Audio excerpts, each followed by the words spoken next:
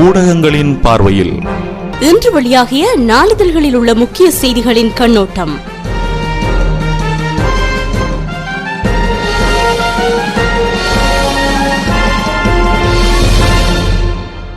கிழக்கில் ஆட்சி அமைக்கப் போவது யார் என்ற கேள்விக்கு இந்த விடை தெரிய வரும் என எதிர்பார்க்கப்படுகிறது. கிழக்கில் ஆளும் கட்சி பக்கம் 15 ஆசனங்களும் தமிழ் கூட்டமைப்பு ஐக்கிய தேசிய கட்சி என மறுபக்கம் 15 ஆசனங்களும் இருக்கின்ற நிலையில் ஸ்ரீலங்கா முஸ்லிம் காங்கிரஸ் 7 ஆசனங்களுடன் கிழக்கின் ஆட்சியை தீர்மானிக்கும் சக்தியாக மாறியுள்ளது. இந்த நிலையில் பல நிபந்தனைகளுடன் அரசாங்கத்திற்கு ஆதரவு வழங்குவது குறித்து பேரம் பேசல்கள் இடம்பெற்று வருவதாக அரசியல் வட்டார தகவல்கள் மூலம் அறிய முடிகிறது. கிழக்கில் முதலமைச்சர் பதவி வேண்டும் அல்லது 3 பிரதி அமைச்சர்கள் பதவிகளும் 2 மாகாண சபை அமைச்சு பதவிகளும் வேண்டும் என ஸ்ரீலங்கா முஸ்லிம் காங்கிரஸ் நிபந்தனை வைத்து பேச்சுக்களை முன்னெடுத்து வருவதாக நேற்றைய அரசியல் வட்டார தகவல்கள் தெரிவித்தன.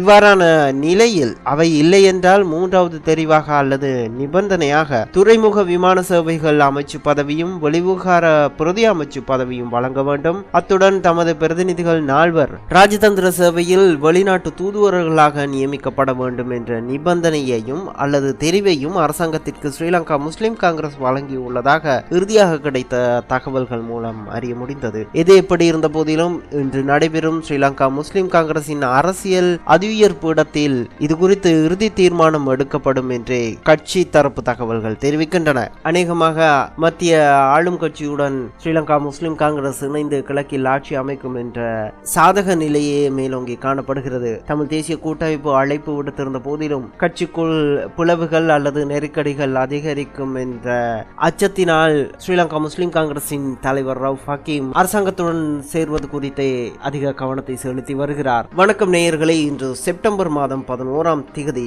செவ்வாய்க்கிழமை மற்றும் ஒரு ஊடகங்களின் பார்வை நிகழ்ச்சி ஊடாக இன்று உங்களை சந்திக்கிறேன். இன்றைய நாள் அல்லது இன்றைய திகதி செப்டம்பர் 11ஆம் திகதி என்பது உலக வரலாற்றில் மிக பாரிய இடியை 11 வருடங்களுக்கு முன்னர் கொடுத்திருந்தது. உலகின் போலீஸ்காரன் என்று வர்ணிக்கப்படும் அமெரிக்காவின் உலக வர்த்தக மையம் மீது இயந்திர பறவைகளை கொண்டு அல் கொய்தா இயக்கம் நவீன முறையிலான ஒரு தாக்குதலை நடத்தியிருந்தது. இதில் அல் கொய்தா இயக்கத்தின் 19 பேர் 4 விமானங்களை கடத்தி இந்த தாக்குதலை நடத்தியிருந்தனர். எனினும் 2 விமானங்கள் மாத்திரமே அதன் இலக்கை எட்டியிருந்ததால் இரட்டை கோபுரங்கள் மாத்திரமே பாதிக்கப்பட்டன. பென்டகன் மீது தாக்குதல் நடத்த சென்ற விமானம் தனது இலக்கை தவறவிட்டு இருந்ததால் மற்றும் ஒரு பாரிய விபரீதம் தவிர்க்கப்பட்டது. இந்த நாள் அல்லது இந்த தாக்குதலின் பின்னர் உலகளாவிய ரீதியில் உரிமை போராட்டங்களை நடத்தி வந்த இயக்கங்களாக இருந்தாலும் சரி, தீவிரவாத இயக்கங்களாக இருந்தாலும் சரி, உலகின் பார்வை புரட்டி போட்ட வகையில் மாற்றி அமைக்கப்பட்டது. தமிழீழ விடுதலை புலிகளின் போராட்டம் மீதும் இந்த தாக்குதல் சம்பவம் பாரிய சர்வதேச அழுத்தங்களை மேற்கொண்டு இருந்தது. தீவிரவாதத்திற்கு எதிராக உலக போர் என்ற அமெரிக்காவின் அறைகூவல் அதன் பின்னர் உலக நாடுகளின் கொள்கை மாற்றங்கள் பாரிய தாக்கத்தை ஏற்படுத்தி இருந்தன. நாம் இன்றைய தினம் தாயகத்திலிருந்து வெளிவந்துள்ள நாளிதழ்களை முதலாவதாக வளவை போல பார்க்கலாம். வீரகேசரி நாளிதழின் இன்றைய பிரதான தலைப்புச் செய்தி: கிழக்கில் யாருக்கு ஆதரவு வழங்குவது என்பது குறித்து ஆராய மூக்க உயர்பீடம் இன்று கூடுகிறது. ஜனாதிபதியை சந்தித்து ஹக்கீம் பேச்சு, வெற்றி பெற்ற உறுப்பினர்களையும் கொழும்புக்கு வருமாறு அழைப்பு என்ற பிரதான தலைப்புடன் வீரகேசரி வெளிவந்துள்ளது. கிழக்கு மாகாண சபையில் ஆட்சி அமைப்பதற்கு ஐக்கிய மக்கள் சுதந்திர முன்னணியும் தமிழ் தேசிய கூட்டமைப்பும் உரிமை கோரியுள்ள நிலையில் யாருக்கு ஆதரவு வழங்குவது என்பது குறித்து தீர்மானம் எடுப்பதற்காக ஸ்ரீலங்கா முஸ்லிம் காங்கிரசின் உயர்பீடம் இன்று கொழும்பில் கூடுகிறது. கட்சியின் தலைவரும் அமைச்சருமான ரவுப் ஹக்கீம் தலைமையில் இந்த கூட்டம் நடைபெற உள்ளதாக முஸ்லிம் காங்கிரசின் செயலாளரும் எம்பியுமான ஹசன் அலி தெரிவித்துள்ளார். கிழக்கு மாகாண சபையில் ஆட்சி அமைப்பது தொடர்பில் ஆராய்வதற்காக முஸ்லிம் காங்கிரஸ் கட்சியின் சார்பில் வெற்றி பெற்ற அம்பாறை, மட்டக்களப்பு, திருகோணமலை மாவட்ட உறுப்பினர்களையும் முஸ்லிம் காங்கிரசின் செயலாளர் அவசரமாக கொழும்புக்கு அழைத்துள்ளார். இன்றைய தினம் கட்சியின் உயர்பீட கூட்டம் தனியாகவும், தேர்தலில் கிழக்கில் வெற்றி பெற்ற உறுப்பினர்களுடனான கூட்டம் தனியாகவும் இடம்பெற உள்ளது. இந்த கூட்டங்களின் பின்னரே கிழக்கு மாகாண சபையில் யாருக்கு ஆதரவு வழங்குவது என்பது குறித்து முடிவு எடுக்கப்பட உள்ளது. அதேவேளை முஸ்லிம் காங்கிரசின் தலைவரும் அமைச்சருமான ரவுப் ஹக்கீம் நேற்று காலை ஜனாதிபதி மஹிந்த ராஜபக்சவை அலரி மாளிகையில் சந்தித்து பேசியுள்ளார். இந்த சந்திப்பின் போது கிழக்கு மாகாண சபையில் ஆட்சி அமைக்க ஒத்துழைப்பு வழங்குமாறு அமைச்சர் ஹக்கீமிடம் ஜனாதிபதி கோரியுள்ளதாக தெரிய வருகிறது. தேர்தல் முடிவுகள் வெளியானதை அடுத்து நேற்று முன்தினம் ஞாயிற்றுக்கிழமை இரவு முஸ்லிம் காங்கிரஸ் தலைவர் ஹக்கீம் அம்பாறை, மட்டக்களப்பு, திருமலை ஆகிய மாவட்டங்களுக்கு விஜயம் செய்து கட்சியின் முக்கியஸ்தர்களையும் மக்களையும் சந்திப்பதற்கு ஏற்பாடாகி இருந்தது. ஆனாலும் கொழும்பில் முக்கிய சந்திப்புகளில் கலந்து கொள்ள வேண்டிய ஏற்பட்டதால் இந்த பயணத்தை அவர் பிற்போட்டுள்ளதாக கட்சி விடுத்துள்ள செய்திக்குறிப்பில் தெரிவிக்கப்பட்டுள்ளதாக வீரகேசரியின் இன்றைய பிரதான தலைப்புச் செய்தி நீண்டு செல்கிறது. அத்துடன் அரசாங்கத்துடன் இணைந்து முஸ்லிம் காங்கிரஸ் கிழக்கில் ஆட்சி அமைத்தால் அது முஸ்லிம் சமூகத்திற்கு செய்யும் துரோகம். தமிழர்களுடன் இணைந்து செயற்பட நல்ல சந்தர்ப்பம் என்கிறார் அசாத் சாலி என்ற தலைப்பில் இன்னும் ஒரு முக்கிய செய்தி வெளிவந்துள்ளது. அரசாங்கத்தோடு இணைந்து ஸ்ரீலங்கா முஸ்லிம் காங்கிரஸ் கிழக்கில் ஆட்சி அமைக்கும் என்றால் அது முஸ்லிம் சமூகத்திற்கு செய்யும் துரோகம் என முன்னாள் கொழும்பு மாநகர சபை பிரதிமேயரும் கிழக்கு மாகாணத்தில் முஸ்லிம் காங்கிரஸில் போட்டியிட்ட வேட்பாளருமான அசாத் சாலி தெரிவித்துள்ளார். முஸ்லிம்களும் தமிழர்களும் இணைந்து செயற்படுவதற்கு சிறந்த சந்தர்ப்பம் கிட்டியுள்ளதாகவும் அவர் சுட்டிக்காட்டினார். இது தொடர்பாக அசாத் சாலி மேலும் கருத்து கூறுகையில், ஜனாதிபதி மஹிந்த ராஜபக்ச தலைமையிலான அரசாங்கத்திற்கு கிழக்கு மாகாண தமிழ் மக்கள் தமது ஒட்டுமொத்த எதிர்ப்பை இந்த தேர்தலில் வெளியிட்டுள்ளனர். வாக்குகளில் அரசாங்கம் பின்னடைவே கண்டுள்ளது. எனவே முஸ்லிம் காங்கிரஸ் முஸ்லிம் மக்களின் அபிலாஷைகளை மீறி செயற்படக்கூடாது. மறைந்த தலைவர் அஸ்ரப் சொன்னது போல நடந்தவற்றை மறப்போம் என்ற கொள்கையை கடைபிடிப்போம். எனவே தமிழ் தேசிய கூட்டமைப்புடன் இணைந்து கிழக்கில் ஆட்சி அமைப்போம். இதன் மூலம் இரு தரப்பினரும் இணைந்து செயற்பட முடியும் என்பதை உலகிற்கு நிரூபிப்போம். இவ்வாறு இணைந்தால் அரசாங்கத்தின் உதவியின்றி எம்மால் மாகாண சபையை நடத்த முடியும். வெளிநாட்டு உதவிகள் மற்றும் நிதி நிறுவனங்களின் உதவிகளை பெற முடியும். இந்த சந்தர்ப்பத்தை கை நழுவ விடக்கூடாது. விரும்பியோ விரும்பாமலோ இத்தீர்மானத்தை நாம் எடுக்க வேண்டும். கொழும்பு மாநகர சபை உறுப்பினர் பதவியை உதறி தள்ளிவிட்டு கொள்கைக்காக ஸ்ரீலங்கா முஸ்லிம் காங்கிரஸ் அழைப்பை ஏற்று தேர்தலில் போட்டியிட்டேன். கிழக்கு மாகாண தமிழ் பேசும் மக்கள் தமது அபிலாஷைகளை வெளிப்படுத்தியுள்ளனர். எனவே அம்மக்களின் அபிலாஷைகளை மீறலாகாது. முதலமைச்சர் பதவி தொடர்பாக பேசி தீர்மானிக்கலாம் என்ற நிலைப்பாட்டிற்கும் கூட்டமைப்பு வந்துள்ளது. எனவே இணைந்து ஆட்சி அமைக்க வேண்டும். இல்லாவிட்டால் அது முஸ்லிம் சமூகத்திற்கு செய்யும் பெரிய துரோகமாக அமைந்துவிடும் என அசாத் சாலி தெரிவித்ததாக அந்த செய்தி நீண்டு செல்கிறது. அத்துடன் கிழக்கு மாகாண சபையில் ஐக்கிய மக்கள் சுதந்திர கூட்டமைப்பு நிச்சயமாக ஆட்சி அமைத்து தீரும். அமைச்சர் டலஸ் அழகபெரும கூறுகிறார் என்ற தலைப்பில் இன்னும் ஒரு செய்தியும் வெளிவந்துள்ளது.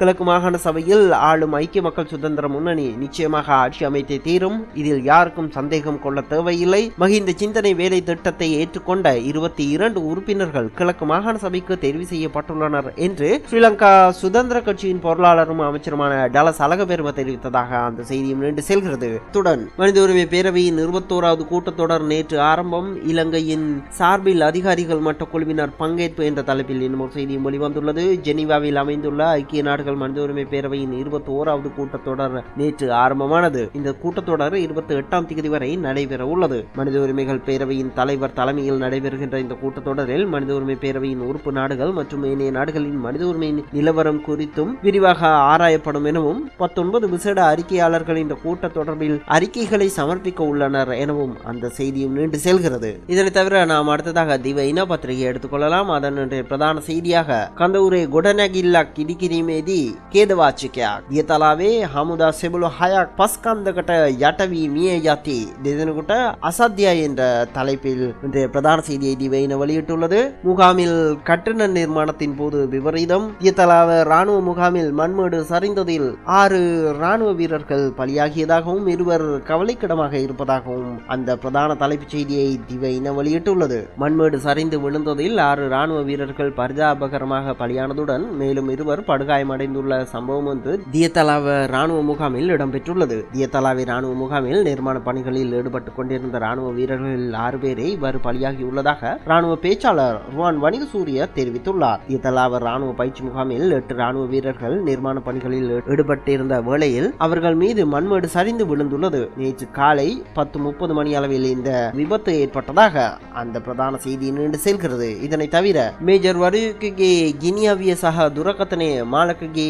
ரியதுரு பொலிசியட்ட பாரதேதி பிம வெட்டி திபெத்தி ரெகன் கியாலு என்ற தலைப்பில் இன்னும் ஒரு செய்தி வெளிவந்துள்ளது. மேஜர் ஒருவரின் துப்பாக்கியையும் கையடக்க தொலைபேசியையும் மாலக்கவின் சாரதி காவல் நிலையத்தில் ஒப்படைத்துள்ளார். வீதியிலிருந்து கண்டெடுத்ததாக சாரதி தெரிவித்ததாக அந்த பிரதான தலைப்புச் செய்தி வெளிவந்துள்ளது. மேவின் சில்வாவின் மகன் மாலக்க சில்வா ராணுவ வீரர் ஒருவரது துப்பாக்கியை பறித்து சென்றதாக நேற்று தினம் செய்திகள் வெளிவந்திருந்தன. இந்த நிலையில் மாலக்க சில்வாவின் சாரதி அவற்றை காவல் நிலையத்தில் ஒப்படைத்துள்ளதாகவும் வீதியிலிருந்து அவற்றை கண்டெடுத்ததாக கூறிய அவர் காவல் நிலையத்தில் ஒப்படைத்துள்ளதாக அந்த செய்தியும் நின்று செல்கிறது. அத்துடன் சந்தேதி வெனசுவா சந்தானி சமக இன்னோ என்ற தலைப்பில் செய்தி வெளிவந்துள்ளது. தேர்தலில் பிரிந்து சென்றாலும் கூட்டமைப்புடன் தொடர்ந்து இருப்பதாக அந்த தலைப்புச் செய்தி வெளியிடப்பட்டுள்ளது. கிழக்கு மாகாண சபை தேர்தலில் தனியாக சார்பாக போட்டியிட்டாலும் கூட்டமைப்பின் பங்காளி கட்சியாக அரசுடன் தொடர்ந்து நல்லிணக்க அடிப்படையில் செயற்பட தயாராக இருப்பதாக கூட்டணி கட்சி தலைவர்கள் சந்திப்பின் போது ஸ்ரீலங்கா முஸ்லிம் காங்கிரசின் தலைவர் ரவுஃப் ஹக்கீம் தெரிவித்ததாக ஸ்ரீலங்கா முஸ்லிம் காங்கிரஸ் உட்தரப்பு தகவல்கள் தெரிவிப்பதாக அந்த செய்தியும் நீண்டு செல்கிறது. நாம் அடுத்ததாக இன்றைய தினம் வெளிவந்துள்ள லங்கா தீப பத்திரிகையும் பார்க்கலாம். அதன் இன்றைய பிரதான தலைப்புச் செய்தி மஹமதி அமதி தனத்துரு தீந்துவ அது சந்தான ரஸ்வி மீதி உத்துருமெதட்ட விசேஷ அவதானமாக் என்ற தலைப்பில் இன்றைய பிரதான செய்தியை லங்கா தீப வெளியிட்டுள்ளது. முதலமைச்சர் அமைச்சு பதவிகளின் தீர்மானம் இன்று கூட்டமைப்பின் கூட்டத்தின் பின்னர் வடமத்திய மாகாண சபை மீது விசேட கவனம் என்ற தலைப்பில் இன்று பிரதான செய்தியை லங்கா தீப வெளியிட்டுள்ளது. அதனை தவிர தியத்தளவ ராணுவ முகாமில் ஏற்பட்ட விபத்தினால் 6 ராணுவ வீரர்கள் உயிரிழந்தமை குறித்த செய்தியையும் லங்கா தீப அதன் முன் பக்கத்தில் வெளியிட்டுள்ளது. அத்துடன் உத்துருமேத மஹமதி தூரே மனாப பிரதிபல அணுவ ஜனபதி சுதுசா பத்கரணுவத்தை விஸ்வாச கரணவ அமதி சந்திரசேன கியாய் என்ற தலைப்பில் இன்னும் ஒரு செய்தி வெளிவந்துள்ளது. வடமத்திய முதலமைச்சர் பதவி விருப்பு வாக்குகளின் அடிப்படையில் ஜனாதிபதி தகுதியானவரை நியமிப்பார் என நம்புகிறேன் என அமைச்சர் சந்திரசேன தெரிவித்துள்ளதாக அந்த தலைப்புச் செய்தி வெளியிடப்பட்டுள்ளது. இணைய செய்திகளை நாம் ஏற்கனவே திவ இன வீரகேசரி பத்திரிகையில் பார்த்திருந்ததால் அடுத்ததாக தமிழகத்திலிருந்து வெளிவந்துள்ள தினமலர் பத்திரிகையை பார்க்கலாம். அதனுடைய பிரதான தலைப்புச் செய்தி அப்பாவி கிராம மக்களை தூண்டிவிட்ட உதயகுமார் ஓட்டம் முற்றுகை என்ற பெயரில் கூடங்குளத்தில் வன்முறை என்ற பிரதான தலைப்புடன் தினமலர் வெளிவந்துள்ளது. கூடங்குளத்தில் நேற்று வெடித்த கலவரத்தில் போராட்டக்காரர்களும் போலீசாருக்கும் இடையே மோதல் ஏற்பட்டது. ஊராட்சி அலுவலகம், கிராம நிர்வாக அலுவலகம் உள்ளிட்ட கட்டிடங்களுக்கு தீ வைப்பு சம்பவங்கள் நடந்தன. முற்றுகை என்ற பெயரில் கூடங்குளத்தில் வன்முறையாளர்கள் வெறிச்செயலை நடத்தினர். அப்பாவி கிராம மக்களை தூண்டிவிட்ட உதயகுமார், புஷ்பராயன் உட்பட முக்கிய புள்ளிகள் படகில் தப்பியோடினர். கூடங்குளத்தில் அணுமின் நிலையத்திற்கு எதிரான போராட்டக்காரர்கள் நேற்று முன்தினம் காலையில் இடிந்த கரையில் துவங்கி பேரணியாக கூடங்குளம் அணுமின் நிலையத்தின் பின்புறம் கடற்கரையில் போராட்டத்தை துவங்கினர். நேற்று முன்தினம் அங்கு குவிக்கப்பட்ட போலீசார் அமைதியாக காத்திருந்தனர். நேற்று முன்தினம் இரவிலும் நடத்திய பேச்சுவார்த்தைகள் முடிவு எதுவும் எட்டப்படாமல் முடிவடைந்தது. விடிய விடிய போராட்டக்காரர்களும் போலீசாரும் கடற்கரையிலே இருந்தனர். நேற்று காலையிலும் 2வது நாளாக போராட்டத்தை தொடர்ந்தனர். காலை 11 மணி அளவில் கடற்கரைக்கு வந்த முக்கிய உறுப்பினர்கள் மீண்டும் பேச்சுவார்த்தையை ஆரம்பித்தனர். ஆனால் போராட்டக்காரர்கள் பிடிவாதமாக இருந்தனர். இன்னும் 10 நிமிடம் மட்டுமே அவகாசம் தருகிறேன், கலைந்து செல்லுங்கள் என்று போலீஸ் உயர் அதிகாரி போராட்டக்காரர்களை கேட்டுக்கொண்டதாகவும் பேச்சுவார்த்தை நடந்து கொண்டிருந்த போதே 2 போலீஸ்காரர்களை போராட்டக்காரர்கள் கடலுக்குள் எடுத்துச் சென்று போட்டதாகவும் அவர்களை மீட்கும் முயற்சியாக போலீசார் பரபரப்பு அடைந்தனர் எனவும் இதனை அடுத்து போராட்டக்காரர்கள் பதட்டத்தை ஏற்படுத்தியதாகவும் அவர்கள் மீது போலீசார் கண்ணீர் புகை குண்டுகளை வீசி அடித்து தடியடி பிரயோகம் நடத்தியதாகவும் தினமலரின் என்ற பிரதான செய்தி நின்று செல்கிறது. இதனை தவிர நாம் அடுத்ததாக தினமணி பத்திரிகையை பார்க்கலாம். அதனுடைய பிரதான செய்தியும் கூடங்குளத்தில் மோதல், போலீசார் தடியடி, துப்பாக்கிச் சூட்டில் மீனவர் பலி என்ற பிரதான தலைப்புடன் இந்த தினமணி பத்திரிகையும் வெளிவந்துள்ளது. இது குறித்து நாம் ஏற்கனவே தினமலர் பத்திரிகையில் பார்த்திருந்தோம். அதனை தவிர இன்னும் ஒரு முக்கிய செய்தியாக மாய வலையில் விழ வேண்டாம், மீனவர்களுக்கு முதல்வர் வேண்டுகோள் என்ற தலைப்பில் இன்னும் ஒரு செய்தி வெளிவந்துள்ளது. கூடங்குளம் அணுமின் நிலைய எதிர்ப்பாளர்களின் மாய வலையில் விழ வேண்டாம், இது தொடர்பாக வன்முறையில் ஈடுபட வேண்டாம் என மீனவர்களுக்கு தமிழக முதலமைச்சர் ஜெயலலிதா வேண்டுகோள் விடுத்துள்ளார். அணுமின் நிலையத்தின் பாதுகாப்பு குறித்து அப்பகுதி மக்கள் சில சந்தேகங்களை எழுப்பினர். இது குறித்து தமிழக அரசு பிரதமரை சந்தித்து மனு அளித்துள்ளது. இதையடுத்து மத்திய மாநில அரசுகளால் அமைக்கப்பட்ட வல்லுநர் குழுக்கள் பேச்சுவார்த்தை நடத்தி அணுமின் நிலையம் பாதுகாப்பாகத்தான் உள்ளது என அறிக்கை அளித்துள்ளனர். எனவே கூடாங்குளம் அணுமின் நிலைய எதிர்ப்பாளர்களின் மாய வலையில் விழ வேண்டாம் என மீனவர்களை முதல்வர் ஜெயலலிதா கேட்டுக்கொண்டுள்ளதாக அந்த செய்தி நீண்டு செல்கிறது. இதனை தவிர காவிரி தமிழகத்திற்கு கூடுதலாக வினாடிக்கு 2500 கன அடி நீர் கர்நாடகம் ஒப்புதல் என்ற தலைப்பில் இன்னும் ஒரு செய்தியும் வெளிவந்துள்ளது. அந்த செய்தியோடு இன்றைய ஊடகங்களின் பார்வை நிகழ்ச்சி நிறைவுக்கு வருகிறது. மீண்டும் இதே நிகழ்ச்சியில் நாளை உங்களை சந்திக்கும் வரை உங்களிடமிருந்து விடைபெறும் நான் VAK. வணக்கம் நேயர்களே.